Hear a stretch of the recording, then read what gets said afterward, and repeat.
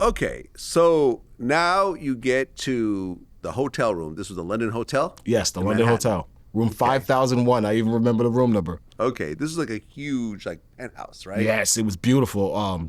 It was beautiful, Vlad. You can overlook it. Overlooked Midtown. It had like one of those those kaleidoscope pirate things from the ship, where you can like look around the city. The TV, I believe, came down from the ceiling. It was a duplex. It was an amazing suite. Okay, so you come in, and how do things develop from then on in? Well, first when I walked in, I kind of walked in and Jackie was behind the door. So when she came from behind the door, the first thing I noticed, I was like, oh my God, this woman is beautiful. I actually thought she might have been a transvestite. She was just like so perfect. I said, it's no way. It's no way I'm just lucky that this is actually a woman. Something's up with this. But she was a woman. She let me touch her. After I hugged her the first time, she said, open your pants, whatever. I did. Just from looking at her, once she opened the robe, I knew she was a woman. We talked. She offered me a joint. I smoked the joint just to get rid of the nervousness. She offered me a drink. I think she poured me like some Ciroc and Coke. We shot the shit for a little bit, just basically got comfortable. All of this might have taken 30 minutes. And then she told me about Diddy and the whole cockhold situation and the purpose why I was actually there. Well, but she didn't actually tell you that it was Diddy. No, she told me it was Frank Black. Her husband, Frank. Frank Black? Yes.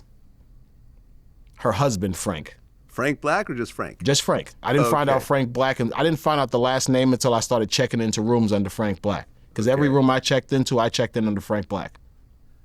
I'm wondering if this is a play off Biggie, Frank White. It definitely is. Okay. Definitely is. I asked her and she told me. Okay. That's weird. All right, so... You can't take Frank White, so he had to switch it up. I guess you got to go with Frank Black because Frank White's taken. Okay, so this first session, you were there for like 24 hours. Actually longer. I might have been there for a day and a half, maybe. Day and a half? Yeah. How many times did you guys have sex? A couple of times. Usually these things were like, sex was called a session, and well, during an encounter, we would have several sessions that had stages. So let's say during this day and a half period, I might have had 4 or 5 encounters with her. Okay. Well, are you using condoms at this point? Yeah. Okay. And listen, I've talked to like 4 escorts now. You're number 5 on this list. The story has been the same every time. There's a lead up, there's rubbing of baby oil, touching, some oral, which ultimately ends in intercourse, and the guys would be asked to pull out, take their condom off, and bust on the stomach. And then usually Cassie would then run and bring it to Diddy.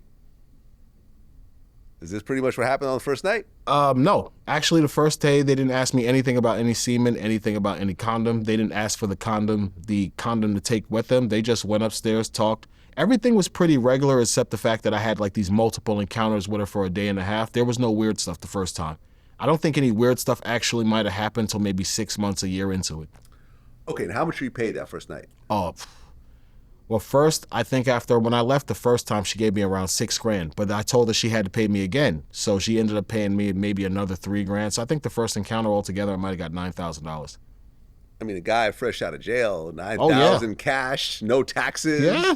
You see? Pretty nice little payday. See, you understand. See, That's why I like you. You're smart. You understand. Right. And, I mean, of course, the Diddy thing is annoying, but having sex with a beautiful woman, $9,000. Yeah.